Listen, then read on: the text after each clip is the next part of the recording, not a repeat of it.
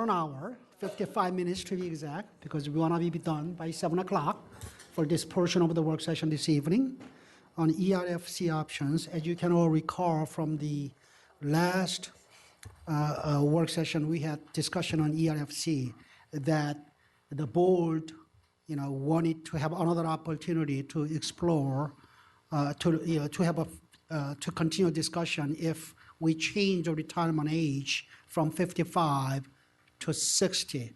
That is all that we're going to do. Nothing else. Look at what would that mean if we changed to our age 60. I know the staff has a very brief presentation, just a few slides, and then we'll take questions and then discussion. And at the end of tonight's work session, we want to give some further guidance to staff and where we are going. All right, with that, let me call Ms. Quinn. Thank you, Mr. Moon. So as Mr. Moon mentioned, this is a continuation of our discussion on plan modifications for ERFC. And what we're going to cover tonight, again, is the impact from moving that eligibility age to 60 from what we shared with you back in December, which was at age 55. Thank you. So I'm going to take us to slide 3. So this is the financial impact of moving to a minimum eligibility age to 60. And the numbers included in this chart is inclusive of the 3 other changes that we have been discussing. And those are listed on the top left corner of the chart. And that was changing the interest crediting rate from 5 to 4% for those that separate from FCPS and withdraw their contributions, and increasing the final average salary from 3 to 5 years, and changing the fixed 3% COLA provision to 100% of CPI up to 4%. So those are listed on the top left corner. So that's consistent on minimum eligibility age of 55 or the eligibility age of 60. Okay.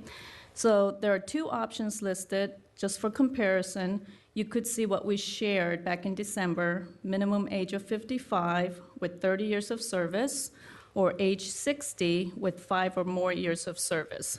That's when you are eligible to receive ERFC plan benefits. And then the last 2 columns are the new set of numbers that provide the impact by further increasing that eligibility age to 60. So the first year savings for new hires is $2.5 million. And if you were to include your non-vested employees, less than 5 years of service with FCPS, that impacts more than 8,000 of our employees. The first year savings could be as great as $8.4 million. The short-term projected savings for just the new hires is $6.7 million, and it would take somewhere between 5 to 7 years to realize that level of savings. If you were to include the non-vested employees, it would be $10.4 million, and it would take around 3 to 6 years to realize that number. 3 to 6 years for 10.4. And then for long-term projected savings, just making the change for the new hires is $17.3 million, and it would take more than 10 years to realize those savings. When you include the non-vested employees, the saving is still the same because your plan has now fully turned over with the new eligibility requirements. That would take 7 or more years to realize those savings.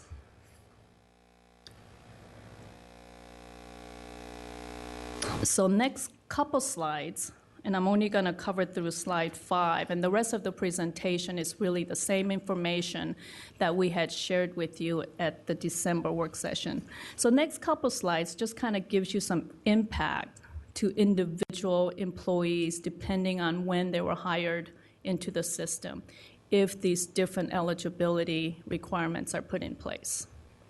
So going across the chart on slide 4 is the hired age. So if you were hired at age 22 or if you were hired at age 25 or age 35.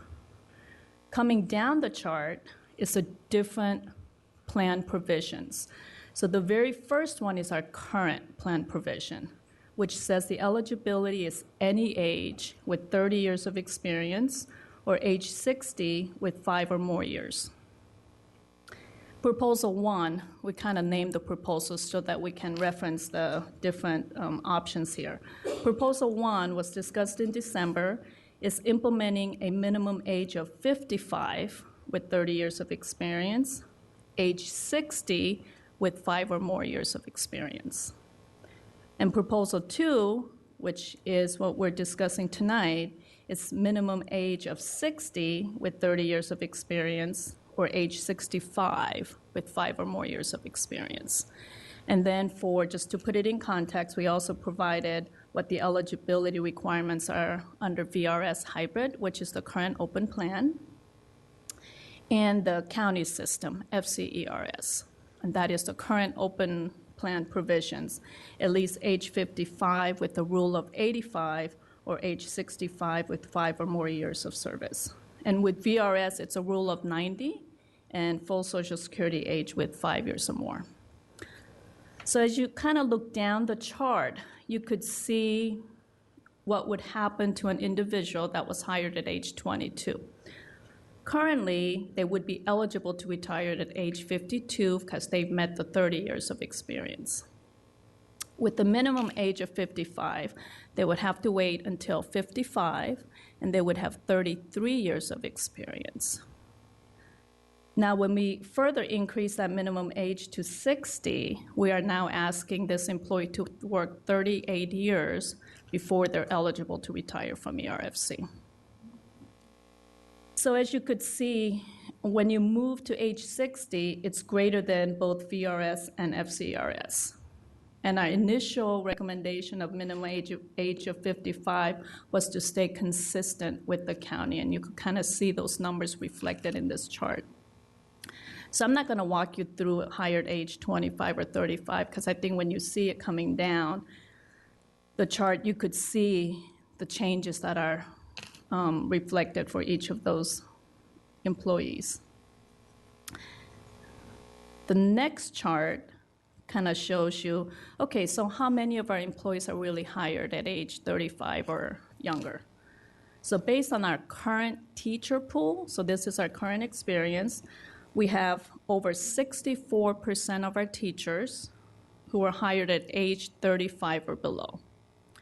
So if that percentage was intact as we move forward with the new plan provisions, with the minimum age of 60, these teachers would be required to work longer to reach that eligibility than participants in the county plan and VRS.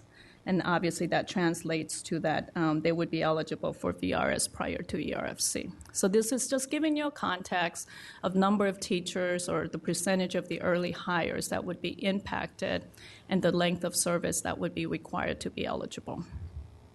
So I'm going to kind of stop there, and we could have some questions and discussion. Okay, I have Ms. Hines first. Yeah, so on this, comparing to the county supplemental, right? Do we have a sense that the county is working on changing their plan as well? They are going to be looking at their retirement plans. I don't believe they're making any changes for next fiscal year. Their charge has been, they will start looking at it, and they'll look at it for upcoming fiscal years. But I think there was board commitment to only make changes for the new hires. And I believe that might be in our presentation, because that was something we shared with the board previously. I'm sorry, thank you. No, that's okay. I just wanted to mention that it is in the presentation. Anything further? I have a Mrs. Strauss next. I believe at the last work session you said the average age of retirement right now for FCPS employees is 62. 62. And I think the question that I had asked earlier is, when we calculate that number, we have teachers, we have administrators, we have a lot of different folks. Do we know what the average age of active classroom teachers is for retirement? I would love to know that. We could get that information. We don't have that. That You're hard to correct get? that, it is age 62, 22 includes all administrators Right, and so right. forth. Everybody else. We do have job titles, so we could work on getting that. Yeah, that classroom data. teacher, yeah. And the Okay. reason I'm asking the question is that for people who have never taught in a classroom, classroom teaching is physically challenging. And for a lot of classroom teachers, a retirement age of 55 is probably realistic. I have some heartburn over creating all of this to be a 60-year retirement is probably okay for folks who are not with children all day long with the challenges and constraints that places. So that is one of the reasons I would love to know for classroom teachers. You get worn out. So I would like to know that number. Thanks. I have Ms. Evans to be followed by Ms. Colby Sanders. So I just want to be sure I understand when we're talking about increasing the retirement age. If somebody didn't work to the age of 60, would they lose everything in ERFC? No, they would have to, when we did this calculation, if you go back to slide 3, when we did the calculation with minimum age of 60, we also had to move where you would be eligible with only 5 years of service. So we had to move that from 60 years, age 60 with 5 years of experience when we had the minimum age of 55, and then with minimum age of 60, because we're requiring 30 years of service, we have to move those individuals that could be eligible with only 5 or more years of service to 65. So I'm trying to if you're- figure out if you nonetheless retire at 55 rather than 60, what, do you just wait for your benefits? correct. If But you you- separate from FCPS and you're not eligible to retire, So, okay, but you don't lose them. You're deferring your You're benefits. deferring them. So, okay, because I mean, what you said on the slide was that you're required to work longer, but you're not actually required to work longer. You're just you could still retire, but you wouldn't get your benefits until 60, correct? Yes, that's correct. Okay, so you're not actually if we change the age, you wouldn't actually be required to work longer in order to get the benefits. But you're deferring it until age 65 to collect those benefits. So if you separate it from FCPS at age 55, Right, but you would not be collecting any benefits for another 10 years. What if you worked for 25 years and retired at 55? When would you start to be able to collect your benefits, your ERFC benefits? 65. If you retire before your eligibility date, you're not eligible to retire, but you separate from FCPS, you are deferring your benefits until, I believe it's age 65. Correct me, Jean, if I'm... Under the current, it's age 60. Oh, age 60, sorry. I apologize. So if you're retired age 55, you're deferring your payments for 5 years. You have to be age 60 before... To receive them, okay. All right, but I just wanted to make clear that we're not saying that you would just lose your benefits because you wouldn't lose, because once you're vested, correct? Correct. Let me make another correction. All right. Currently, you would defer it until age 60. With the minimum age of 60, you're deferring that until 65. So if you retire leave FCPS before becoming eligible at 55, you have to wait until 65 to start collecting any level of benefits from FCPS or ERFC. Okay, I appreciate that clarification. So I see you've calculated the you've cranked in going from 3 years to 5 years for the benefits. Did you at any point give us an example of the change in average benefits for that change? Did we ever see something like that? I'm just not recalling. I've been asked this question, so I'm passing it on Could to you you. repeat the question? Yes, I mean, so we're going back to changing from the three-year average to a five-year average, and so I'm trying to get a sense of what the reduction in average benefits would be, or for a typical employee, what the yeah. So for either a typical salary and average salary, if we have that, or if you don't have that handy, you could always get that to me another time. I think it was in the neighborhood of 4 to 5% reduction in the retirement benefit with this package of changes, with I the see. minimum retirement age of 55.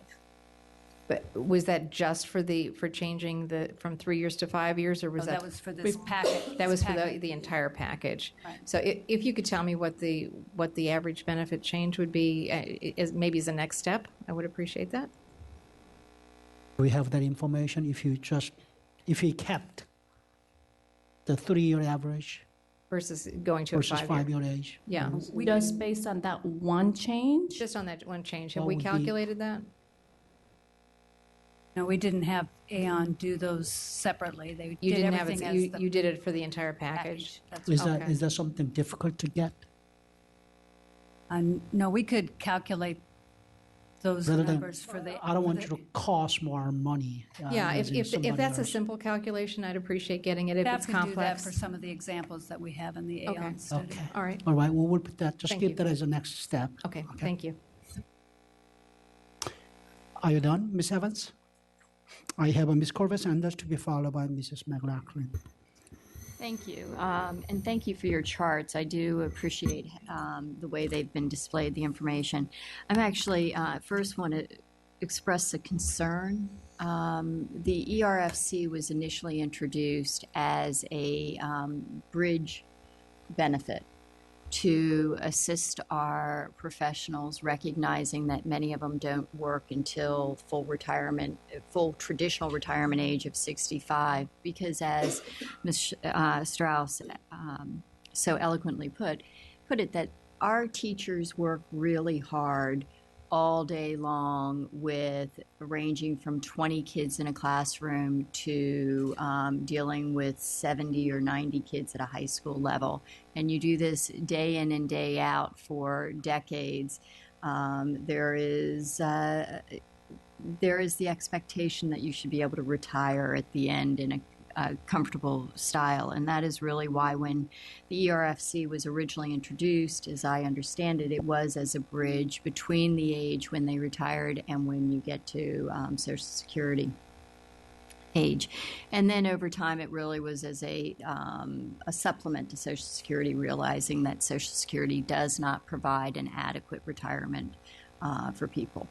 And so I guess my concern here is a couple, and I'd love to get answers about the impact of changing the age on our ability to attract and retain, especially those teachers that have experience that are over, 35 years old. It looks like about a third of our workforce comes in over 35, and if we change this benefit, what is the impact on our ability to get a more mature experience level coming into our system? And that's not only for our teachers, but also for our administrators and elsewhere in the system. Have you run any models on the impact of talent acquisition? No, we haven't. In terms of, it would be more anecdotal or what our thoughts are at this point, but no, we've not ran any models or workshopped it with any employee focus groups to know what type of impact this would have at that point. Well, I know that systems elsewhere in the country have introduced changes to their retirement system, and so I don't know if there's any data publicly available, or if ION has the information on what the impact has been on their recruiting and retention capabilities. Could you please ask them if they have that data?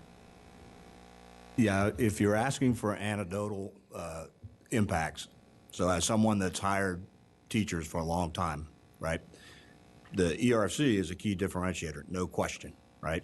And I would sit down with new, capable, energetic, young teachers ready to go. And they would come down and I would sit down with them right out of college, you're age 21, and I would outline the professional benefits of growing up in Fairfax, the compensation package. Then I would talk about ERFC. I said, you know, if I was your parent, I'd be telling you that this is a good differentiator and a reason you should invest in the system, right? And that if you spend time with us, you spend 30 years of service, and you know you may have a child if you're a female teaching candidate that could be accommodated during that time. That this will be something that will give you a quality of life. If I have to have that same conversation now, it would say, hey, you know what? If you stay with us for 38 years, we're in a millennial generation, then the conversation would be over, right? The impacts for older teachers, I wonder how this plays out, that you have a lot of talented people that are right in that block, right? And if they're going to have a number of years experience, I have to give this as a caveat. My wife is a retired fourth grade teacher. I hear about it every day when I go home, right? And she would say, after 30 years experience, you know what? I earned every penny of my retirement, right? And if I had to come back and say, honey, as your emergency replacement interim deputy superintendent, you now have to work 5 more years before you can retire, my marriage would be over.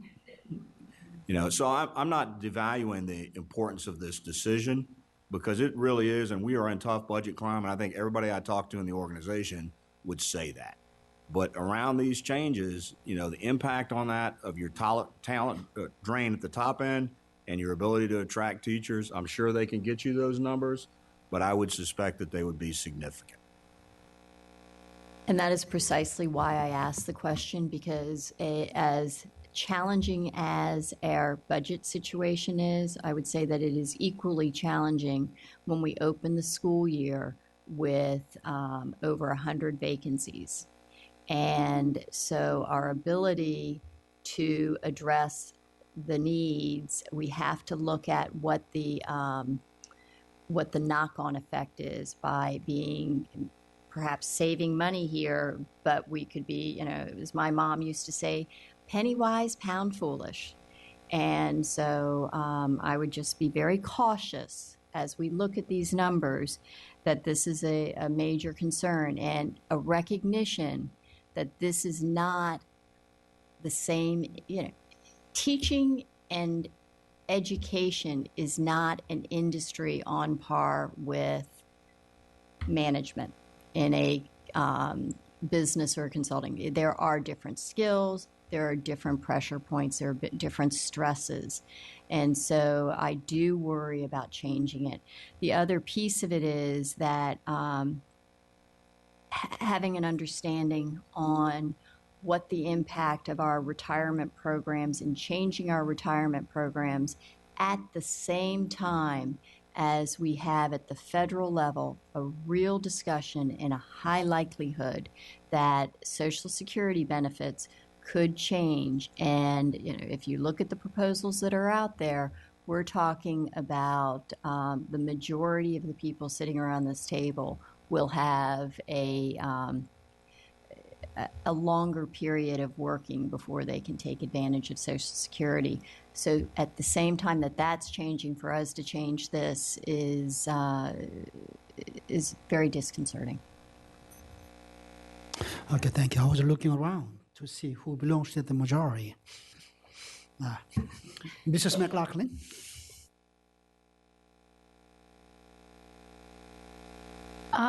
One of the things that I think has been so important in this discussion is, again, talking about the county, because our employees, and let me first make sure we've got clarity here. We keep just referencing teachers. So is ERFC only for teachers? No, it includes teachers and all support staff, all full-time. So it does not include any of our school-based administrators, no one in central administration and leadership positions? All of the support staff. Okay, then I think it's really important that we be clear first about what we're talking about, because I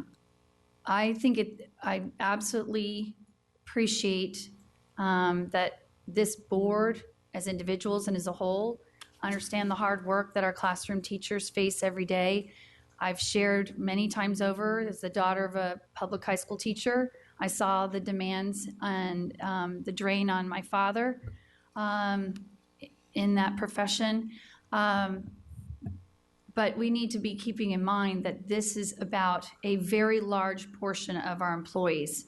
And we need to be having that discussion because honestly, when we're talking about a segment of our population, let's also talk about the fact that we are very fortunate to have a large school system that then has a lot of professionals who leave the demands of the classroom and go into the administration and supporting what's in the classroom, but they're not there. So this whole conversation about benefits and who do we lose, who do we shortchange, where I'm struggling is, first and foremost, this conversation should just simply be, if we are one county, you know, I will guarantee you someone in family services over in Fairfax County government who's a social worker on the front lines for 30 years and the hard cases he or she deals with, they will also tell you it's draining, demanding work. So I don't want this to be a conversation of who's got a harder job. What I do want is equity for if you're a social worker working in the county or you're a teacher working in the classroom, that the county programs and benefits, including ERFC, are fair and equitable. And so I see up here that proposal 1 from the December work session, that would be a change, but it would make us consistent with the county. On the eligibility side. So there, you have eligibility and then you have your level of benefits. And your level of benefits is calculated based on years of experience or years of service and what we call the multiplier, okay? So here, for eligibility, this is very consistent with the county, as consistent as we can get to, right? But later in the same presentation, slide 7, you could see the level of benefits that the county employees would receive, which is the 4th and the 5th bar. FCGV stands for Fairfax County Government.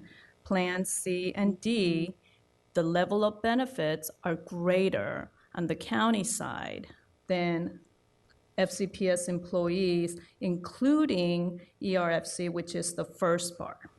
And the other key difference I want to point out is, so the full value of the benefits is lower, but the amount you contribute toward retirement is much greater on FCPS side than it is on the county so, side. and I'm very glad you brought this up because this is why I keep mentioning it in every single work session. I applaud the school division for being mindful about the financial challenges we have before us.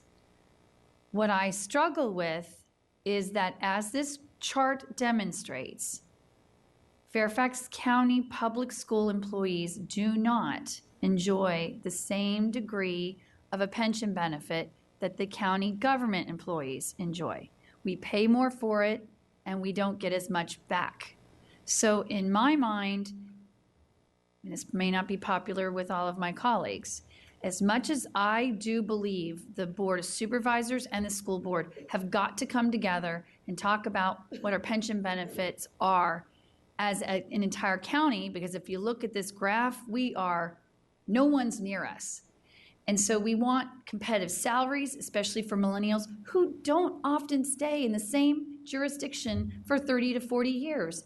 We are a more mobile, youthful organization, but mobile, youthful population.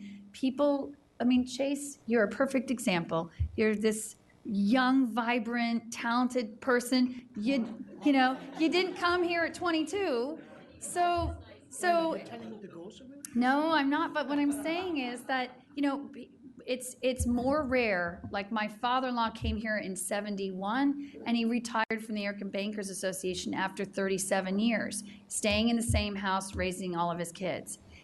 It's a different generation. So I think we need to make sure that for those who are fortunate and do decide that this is their home, they love Fairfax County and they love working for our school system and they stay and we benefit like the Dan Parises of the world. That's great, but I think it's not necessarily not one size fits all. But to my colleagues, where I'm going with all of this is I know we need to be mindful about pensions because they're just, even the federal government moved away from this a long time ago. But I don't want to be doing this in a vacuum to our employees when the county government hasn't done it. And so in my mind, yes, we could be looking at a couple $1 million savings, but I'm not sure how to explain it to our employees that we already don't give them the same benefit that the county government employees get, and then we want to take a further hit to what they get. And maybe if we say to the county supervisors, you know what, as a school board, we chose to just sit and hold on this. Because what this really needs to be is a county-wide conversation with equity for all employees. And if you guys don't want to have that conversation, which it has been shared to me by one of our school board colleagues who spoke with the supervisors, they don't want to have this conversation right now. And if they don't want to, then that's fine. But I don't know why the school board, looking at these numbers, sees that we already don't give our employees the same benefit. So I guess I would like just one last question on the chart where you showed us, here's the cost savings. Because I just want to make sure that I have clarity, and maybe that the public will certainly have clarity as well. When we keep talking about first-year projected savings, short-term projected savings, long-term projected savings, and I'm just going to, Susan, why don't you just show me the column of December 1 proposal? Because you said the eligibility piece was in line with what the county does. So which column is the December 1 recommendation? Minimum age of 55, so that's in the middle. It's the first two set of columns with numbers in it. So the 4.7 million is in that first recommendation, Correct. right? And that's what's also included in the 2018 proposed budget. So when we say 4.7 million in the first year projected savings, do we then say 4.7 million every single year thereafter? Yes, because it's a recurring aspect. Is it? So Okay. ultimately, it's going to increase to somewhere around 6 million, and that'll Annually. annually. That'll take 3 to 6 years, and then ultimately it'll increase to around 9.5 That annually million. we would save 9.5 million. And yet the challenge with this one is, to the points I've made so far, we could consider this, but now what we've done is actually furthered the divide between what our employees are getting as a retirement benefit compared to the county employees' retirement benefit. Because even though there's the eligibility piece might match, the level of benefit actually does change. That's right. That would further deteriorate the comparison with Fairfax County government because we're going to a 5-year final average salary, which they don't have. So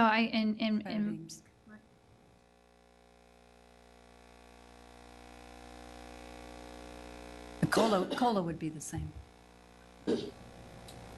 But this happened with the enactment of the hybrid plan for VRS because when ERFC was originally designed, that made the ERFC VRS package equal to the Fairfax County government plan. And it became less attractive with the enactment of the VRS hybrid plan.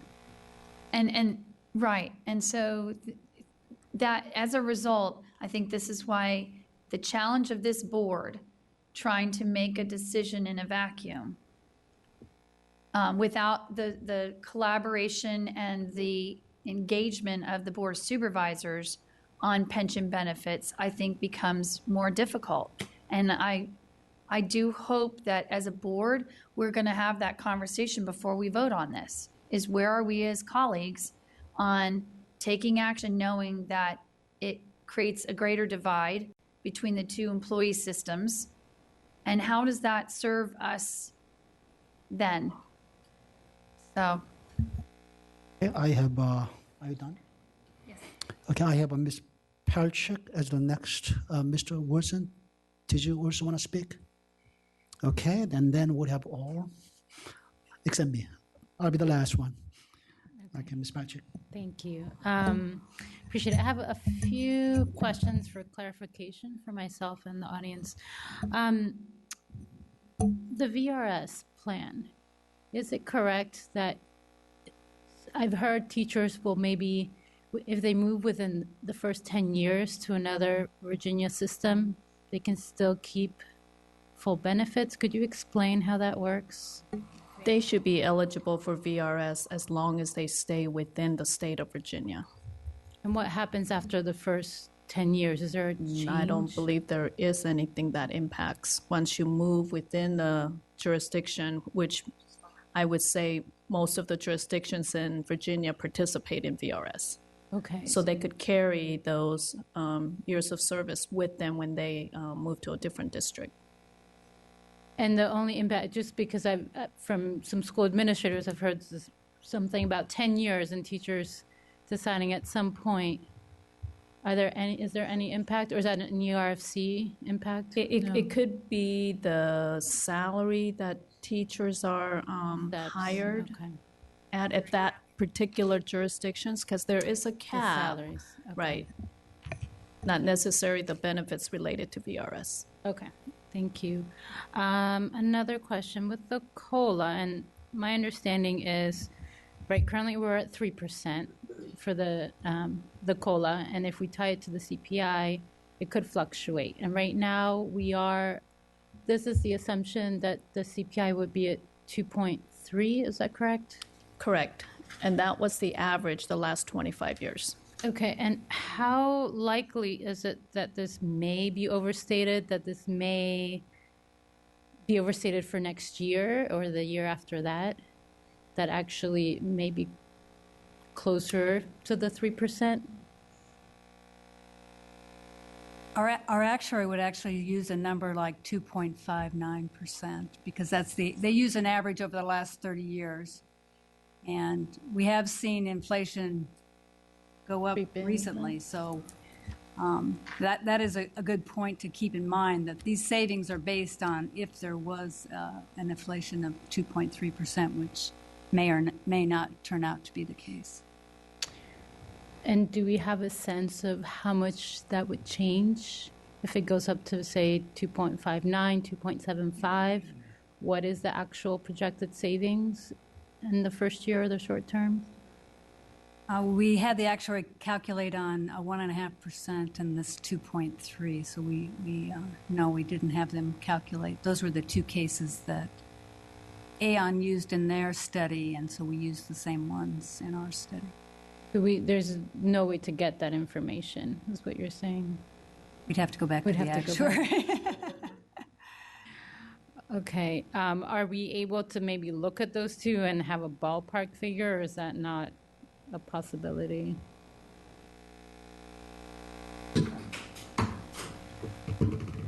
I think as we look at changing to a COLA that fluctuates with CPI, right, if the CPI goes up or down, we're going to see changes in both directions, right? So as part of the regular rate setting process, right, the actuaries, when they did that valuation, will pick up that change, moving forward, right? So we'll consistently see that change. You could ask the actuaries to calculate kind of an unlimited number of cost estimates based on where you think, that CPI will be. Right, so we really just tried to use something that we thought was really kind of representative of the average, right? Knowing that, again, over this extended period of time, this is likely over a long period of time to be a decent average. But you're right, it could fluctuate up and down during that period. And is this sort of a retroactive thing? It's going to be looking at the CPI at what point, right? If we're looking at 2018 budget, when do those calculations become real, actual? We do actuarial evaluations every year. So they will look at the past experience, and then we do rate setting for the employer contribution every other year, every 2 years. So, but they would factor the actual experience into each valuation. So yearly, not more Yearly. regularly than that. Okay. Yearly. Okay. That's good to know. And my other question, I guess, obviously this is not a fun conversation. My other question is, say in the off chance that we said, okay, well, you know what, we just can't afford this extra $11.4 million. I know we've discussed this, $11.4 million into the ERFC right now. If we said we just need to we can't pay that next year, we need to keep moving without making that payment, what happens? What are the consequences of that? So first, just to be clear, the proposed budget already recognized the savings of 4.7. So in our proposed budget, we don't have that entire increase of 11.4 Right, because we offset it with these potential savings. I think it would set a dangerous precedent because for 40 years, the school board has always enacted the employer contribution rate that's been recommended by the actuary. And when you start not doing that, you get into the same situation that you have with the Virginia retirement system, and your funding ratio goes lower and lower. That was my assumption, but wanted to. We have a funded ratio of around 76%. We'd like it to go higher. You know, once the school board starts not contributing what the actuary recommends, then that will further deteriorate your funding status. So, you know, if you view this as deferred compensation, that really is an obligation to fund the plan. Okay. Thank you very much. Mr. Wilson? Thank you, Chair Moon. So I think I share my colleagues' reservations about this discussion in particular. I think Ms. McLaughlin touched on, I think, importantly, sort of us getting out in front of the county, and that maybe this needs to be a conversation that involves all county employees. I'm also very sensitive to the idea that if we've made promises to employees, that those are promises that we commit to keep. And it's not, you know, I mean, I think that there is a lot of information in the community that makes employees that are close to retirement very concerned that maybe the rules are going to change on them. And that they thought they could retire in 5 years, and now they've got to add 5 more years to that. So, and that's that. I don't think I can support anything that is going to cause that sort of change. But I want to go back to something that I raised last time, which is we're having this conversation, and for me, a conversation like this is premised on the assumption that what we're doing now is unaffordable for our school system. And so one of the things I asked Susan was sort of, can you project out multiple years what we anticipate the additional cost would be is if we keep the plan as is. I don't know whether you've had any chance to make any progress on those numbers so that we can see. I mean, it sounds like this year, in the situation of the budget we will be having a conversation about possibly, not being able to fund this or having to cut essential programs out to be able to fund this. And that's the foundation that I need to establish, that we're not making decisions with regards to current employees in a context where we could fund this if we make other changes that would be reasonable to protect and keep the promises we made to them. And so along those lines, I'm wondering about the cost of managing our funds. Have we tried to see whether or not changing how our fund is managed? And one of the articles I read recently was passive management. Actually, performance is almost identical to managed funds, sometimes better managed funds, but the fees are significantly less, to the tune of millions of dollars in fees can be saved through a change in how funds are managed. And so I'd like to understand sort of what are there other options that we could try to minimize the difficult parts of a discussion involving current employees' benefits. Certainly, the Board of Trustees looks at all the investment options that are available. They are very focused on fees, especially with the low level of interest rates now. It makes a lot of difference on how much fees you pay to especially your fixed income managers. We did have our investment consultant do an active versus passive study in 2015. They certainly are open to revisiting that study. They do have special investment topics that they have on their quarterly investment committee meetings. Right now, passive looks extremely attractive. We're at very high equity levels, and certainly when you do, they're very endpoint sensitive when you do those analyses. So if you do it for the period ending 2016, passive's going to look great. The question is that a more risky option right now? And we have a lot of our active management is used to protect us against downside risks. So when we have an event that happened like in 2008, 2009, we don't go down the 50% that the market went down in those years. We do have our very efficient asset classes like large capitalization equities. We have about a third of that portfolio index, so we do use some indexing. Some of the other asset classes where we've achieved our best returns, there's no passive alternative. Like we have some direct real estate, which has been one of our better performers in recent years. We have private equity, which has been a better performer. And there's no proxy in the passive management side. So I guess bottom line, and answer your question, the Board of Trustees is very fee conscious. We've gone back to our managers and asked for reductions in fees. But I think going 100% passive is really not an option unless we want to change our asset allocation. So am I to understand then that you have reduced fees during this several years of tight budgets? We have gone to our investment managers and asked for fee reductions. We just had a fee reduction by one of our bond managers. We have one of our equity managers who's on a performance-based fee. So how much savings have you been able to achieve? I'd have to go back and calculate that. Mr. Wilson? And do you know what is the extent of fees that we pay where funds are managed outside of like individual investment properties? Where do we fall in terms of the cost of our fees that we pay? We do participate in surveys that look at a comparison of our fees to other fees or other funds our size, so in the $1 to $5 billion range. And we have been slightly higher, but we're pretty close to the average. I think the last survey that we had, we were within 0.07% of the average of the fund in that range. So we are conscious of what other funds in our okay. I'm very concerned that we are putting a little bit the cart before the horse.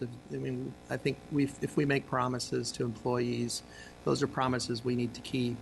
I think that the reputation of our county and the ability to attract teachers. While maybe today's millennials have a different attitude towards retirement benefits than folks that were starting in teaching 25 years ago, I still think that the type of teachers that we want are going to be attracted by a retirement system that like we have, and so I remain concerned and about doing things that reduce the overall quality of the ERFC unless we need to understand that this is sort of a last resort. We can't do anything else, and we must take an action like this. Thank you. Thank you. We have about 6 minutes left before 7 o'clock. It is still my desire to wrap up this discussion by 7, including giving guidance as to where we're going to go, guidance to ourselves. I have 3 board members on my go back list, and they are Mrs. Strauss, Ms. Hines, and Ms. Corbett Sanders. Is there anybody else Going once, twice, 3 times. Okay, I will limit those 3 board members to 30 seconds each. Mrs. Rouse. It is not unusual for the board to make adjustments to the ERFC and to increase funding and adjust whatever. I mean, that's just part of the responsibility for managing the pension funds on behalf of our employees. So sometimes people say, oh, you're in terrible shape because you're having to be making an adjustment. And going, no. In other words, there's years where we have to increase our contribution rate. And that is a natural part of shepherding a pension fund. And it does require us to be careful because we want to attract good employees. And this is one of the reasons why we attract people. It is looking at our investment portfolio, making sure the good trustees sent to it. But anyway, some people have said, well, you've got to make draconian adjustments because you're in terrible shape. We're not in terrible shape. And we don't need to make draconian adjustments. We just need to be wise and prudent. And since we're going to go back and talk about this, I would not support going to age 60 as retirement. That's where I am. Thanks. Ms. Hines? Yeah, thank you. I think, as we continue to lag in salaries, and it looks like our investment in our salary scale will be pushed off longer than we had hoped. I'm also concerned about making significant changes in our other benefits. I just had a question. So I probably would not support going to age 60 either, I think, at this moment. So I'm wondering, if we put off altogether, if we just decided this year to do none of these changes, the consequence would be, number one, that we wouldn't have that $4.7 million savings, which is already contemplated in the proposed budget. But what would the other consequences be? I mean, if we wanted to come back to it next year or the year after and maybe make changes, would we have to do another investment of consultant time? What would the timing be on that?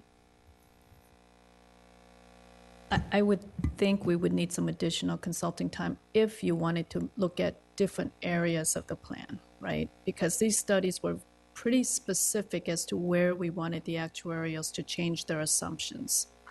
So, depending on where the board would like the staff and the actuaries to look at, there could be an additional cost. If you were to just defer the decision until next year, then you would make we would, I think, stay with the study results that we have from this year and just have the actuaries recalculate, and we would rework the plan documents. Currently, we're in the process of trying to rework the plan documents. So again, to Mr. Moon's point, if we could get some direction from the board tonight about, staying with implementing the minimum age of 55, then we can pursue, because in order for us to make these changes effective FY 18, we have to continue moving forward. But if the board decides to defer the decision, then we could just stop everything that's already moving.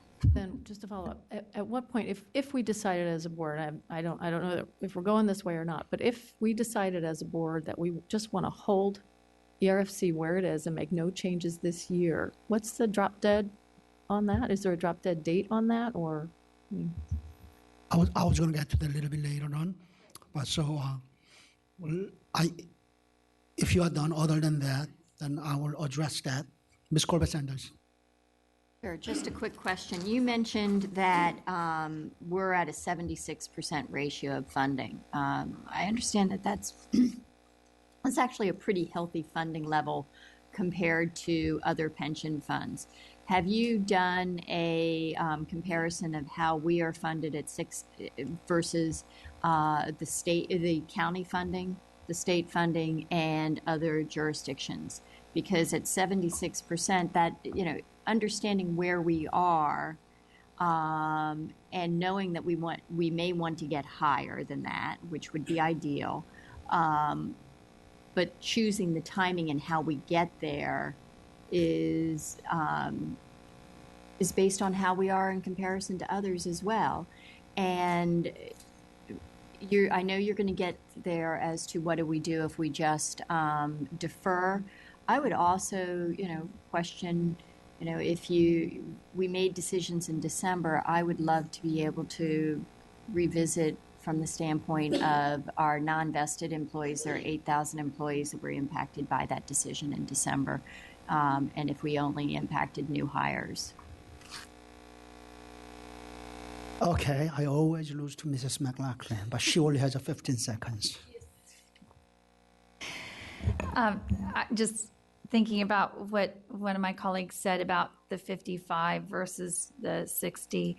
I do think, Ms. Hines, you triggered for me some thinking that while I feel we've got to bring the supervisors to this conversation, have a county-wide discussion, I do think that as individual board members, we do need to think about if we decide that for new hires, not the promises we've made from before, but if maybe we have to think, and I'm using the word think about because no decisions being made, but one thing to think about that would help, that we could perhaps lead the supervisors in understanding is we can't keep kicking the can down the road. So for new hires, if we were to say, you know, within 5 to 7 years, if I understood Susan's definition of long-term projected savings, how do you ignore $9.5 million, especially as we've been trying to figure out how do we invest in our teacher salary scales and still be able to fund all the things that creates a quality classroom, including substitute teacher pay, including classroom size. I mean, everything, it's not being made in a vacuum, but it's just something to think about that I value our current employees saying to us, don't signal that you're going to take something away that we thought we were getting when we got hired. But if we have to signal going forward to our new hires, we raised your salaries because we want to attract you, whether you're here for us for 5 years, 7 years, whatever. Here's what the new norm is for a new hire. That's one thing to think about, and that is significant over time, the $9.5 million. But I like the idea that we wouldn't necessarily break a promise to those who are working for us right now. Okay, thank you. Now it's my turn, and this is where we are, and this is my understanding of what lies ahead of us, and I'll make a few suggestions. Back in December, there was a consensus, basically consensus guidance to Dr. Locker to include $4.7 million as a cost savings in his proposed budget based upon all three changes in the far left-hand top corner up there, plus changing the retirement eligibility age from 50 to 55. That was the guidance we gave. So that's what he incorporated in his proposed budget. And now, with tonight, I'll soon be asking you whether there is a support to even increase the eligibility age from 55 to 60, depending upon where that is. My suggestion is going to be this, because staff needs to know if we're going to make any change from next year on ERFC. They got to start doing their work. So they want to have a definitive action taken by this board. So this is going to come up, my understanding, correct me if I'm wrong, you know, Ms. Evans and Ms. Quinn, going to come up as a new business at the next meeting. And then we'll vote on ERFC on February 9th, which is the same night we will be voting on the proposed budget. If ERFC changes remains as contained in the proposed budget, meaning 55 and those three changes, and $4.7 million will remain in the budget that we'll be acting upon. If that's not the case, because we could come up with amendments, or board members may decide not to do any change, or make even further change going to 60. That's gonna change our budget discussion on that night. But remember that 4.7 is already included in the advertised budget, when we will not know how we're gonna be actually voting on ERFC changes until the same night we vote on the proposed budget. So we will not be able to anticipate how we're going to vote on that night. So we won't know whether we need to come up with a further budgetary amendments. Therefore, if our ultimate action on February 9 on ERFC is something other than 4.7, that further adjustment to the budget is going to have to take place when you adopt the final budget in May. Okay, understood? So one is just 60 and 55 if you want to change the, I mean, that's already included in the in that. So we will 55 as was the 60, 55 as discussed and had as the main motion for the motion in December, or 55 only applying to new hires. I'm gonna suggest that to come as an amendment, because we already gave the guidance to Dr. Locker back in December. There was a consensus, basically. I mean, I don't remember the number of hands up, but if anybody wants to do something other than 4.7, that should come as an amendment. So that's where I am with that. Okay, Mrs. McLachlan. A clarifying point, because I think you've laid out the logistical challenge for February 9th, but I wanted to know from Ms. Michael, especially, from a fiscal jockeying standpoint that we would find ourselves, what we do with ERFC and then we do with our proposed budget if we change off of the 4.7. But technically speaking, the way that our budget works, as I understand it, is it is not burned into granite or chiseled into granite how our ultimate FY18 budget is. We lay out for the community in transparency, here's how we anticipate spending $2.8 billion. But $4.7 million is like 0.04% or something of our total budget. I mean, it's not even 0.5% sort of thing. So my point being, we could technically, so we don't find ourselves grappling in the weeds on that night at the dais going, okay, everybody, how are we going to find 4.7 million? Or how are we going to scramble around between now and then and find budget amendments? Could we just say, we will direct the superintendent that you're going to need to find 4.7% in cost savings in this budget? You could do that too. Then it just kind of prevents us from getting down into the nitty gritty, because this is a massive budget. And I just worry about if all of a sudden having 12 board members wrangling around what can we, needle in a haystack start pinpointing to. You guys are going to be able to have to figure that one out. If we looked at this, but if the board members, as further deliberation, decided that this isn't the case, then the 4.7 needs to be found somewhere else. But I'm just trying to avoid. Okay. Ms. Evans. So just for clarity's sake, as you mentioned, what we're putting on as new business on January 26th, ERFC changes, we need to write them up, as the board directed back in December.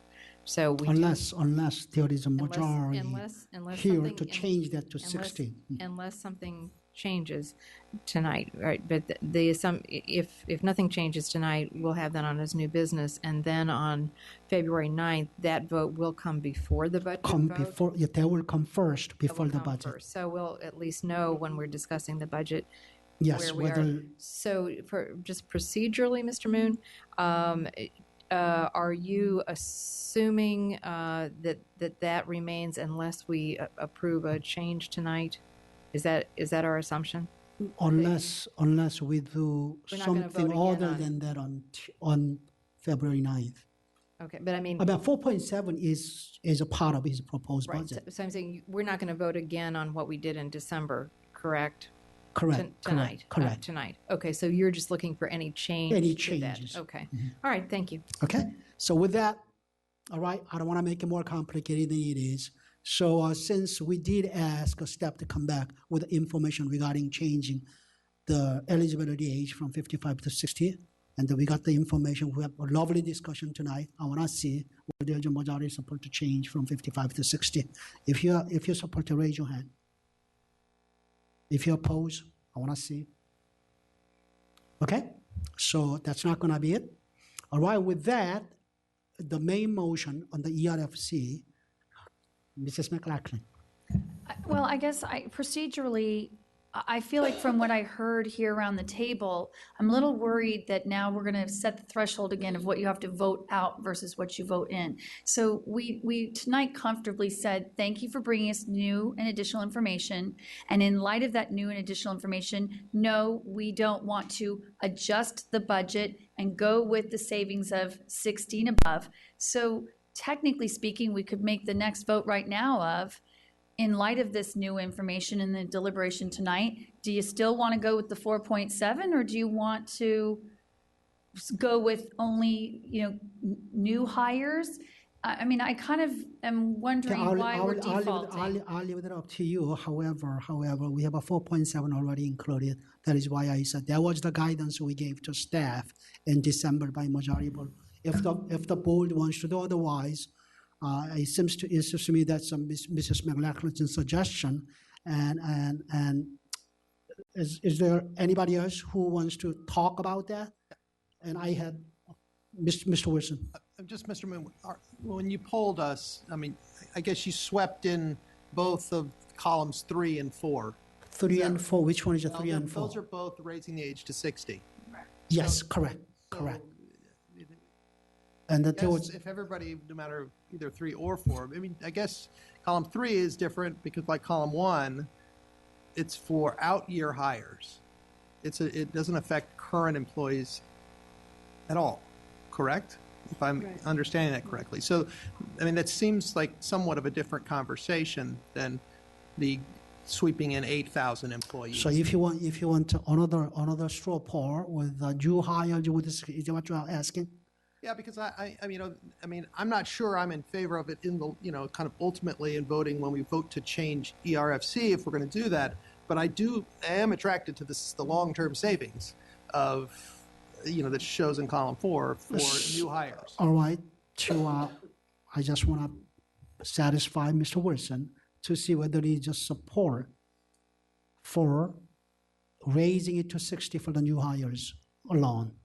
When you say vote, you're polling us to raise it. Are you suggesting that this vote is a vote to change ERFC? The main motion. This is just about the main motion. The main motion of ERFC, which is on at the next board meeting. Next board meeting, gonna come up as a main motion. So just for clarity, column 2 right now is what our main motion is, based on the direction in December. We gave in December. Technically, what I was asking was, we right now did a straw poll, no to number 4 column, no to number 3 column, and I was saying, well, maybe 2 is no longer what we want, and maybe it's 1 in terms of where the majority of the board is right now. Let's do this first, okay? I want to make both Mr. Wilson and Mrs. McLaughlin happy. Mr. Wilson, just want to see whether we want the main motion to be 60 for the new hires. If they'll just support for that, raise your hand. Column 3. 60, age is 60 for the new hires. Third column. Add that will be the main motion. Adding to Our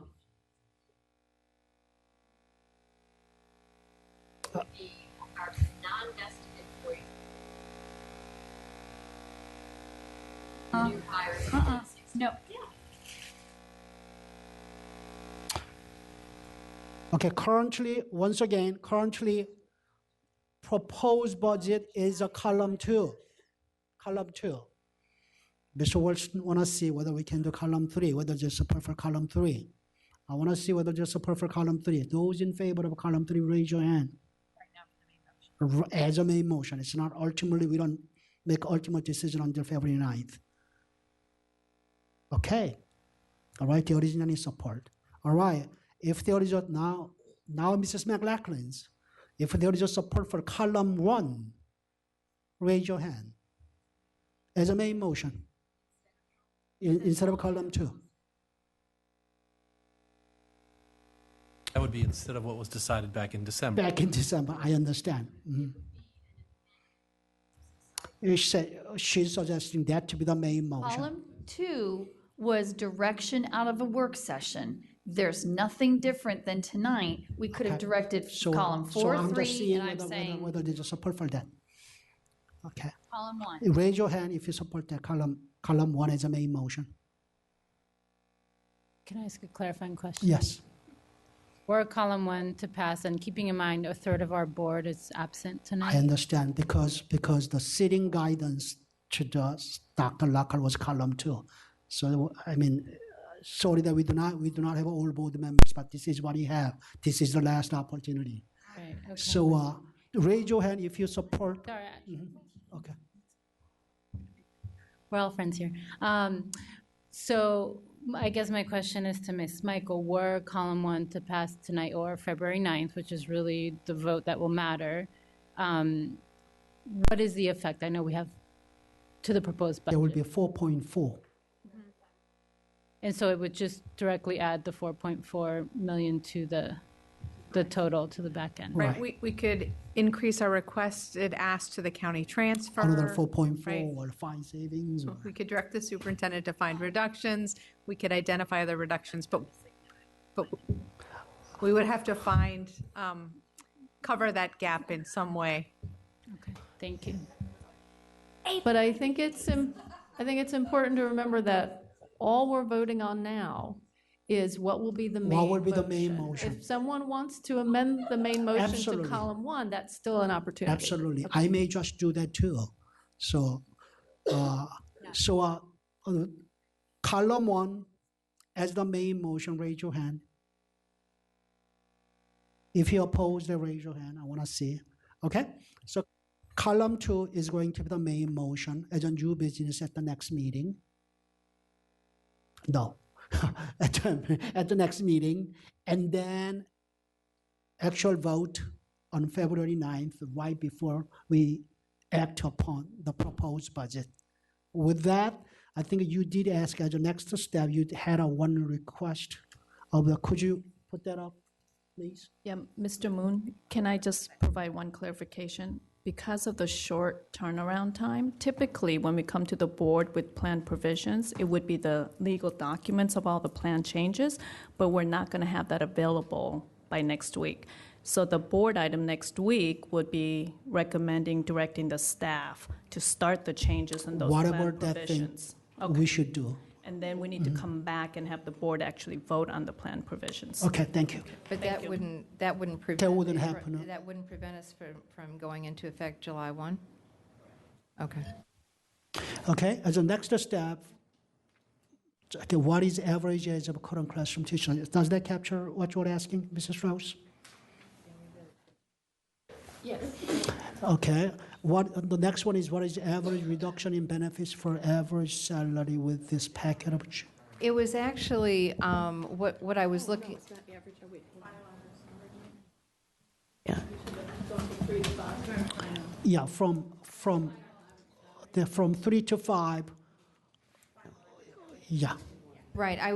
What I was looking for there was the piece where we're increasing the 3 to 5. from 3 to 5, and whether you give me an average or a typical, whatever's easiest to do. So can you verbalize that? Yes. What's the average reduction in benefits for average salary as a result of increasing the final average from the final 3 years to the final 5 years? Yeah. Okay, and then third one is Ms. Corbett Sanders. Does that capture what you're asking? That does, but I had a second question that wasn't. So that captured yours. What was your second one? My second one was the comparison of our funding level of 76% to the county's funding level and jurisdictions that we're comparable to, such as Montgomery County. Could you say it? Comparison of our funding, of the funding level of 76% for the fund, comparable to municipalities, including Fairfax County and school systems in neighboring jurisdictions. Is that something you can get? If they have a local funding piece to the retirement plan, we know we could get Fairfax County. We know we could have VRS. So we'll see what other comparisons. I think we could also look at average fund size and see what the funding ratios are, but they may not be within this region, but across the country with the same fund size. Because my understanding is we're funding at a higher level. We're actually better situated than many others at this point. So it's not quite as dire as some may think. Okay, so Our funded ratio is higher than the VRS. so is that information something you can get to us? Okay, does that capture what you're asking? Okay, any more from anybody else? Then we'll go one by one. Mr. Moon, the first one from Ms. Strauss, is that supposed to be the current average retirement age or simply the current No, age? the current retirement age. I'm sorry, yeah, what is the Average retirement Thank you very much. Retirement age All right. of current class. Thank Okay, you. so with that, Mr. Strauss, top one, is that a support for asking that? Raise your hand. Okay, there's a majority. The next one, Ms. Evans, raise your hand if you support that. 1, 2, yes. Third one, raise your hand if you support that. Can you get that? Can you get the third one? I don't know how. Well, you can look at how it's been, how the impact of changing in other jurisdictions has had. I don't know how that's done. Okay, can you say that it's if you believe that it's difficult to describe the impact, they can respond. Okay, raise your hand if you can support that. If you're not, raise your hand. If you do not support that. So it passes. Okay, that passes 4-3. Somebody abstained. All right, the fourth one, comparison of a funding level of 76%. If they'll just support, raise your hand. Okay, they'll just support with that. And I have miserably failed in my quest to be done by 7 o'clock. So sorry. We'll take a 2-minute break.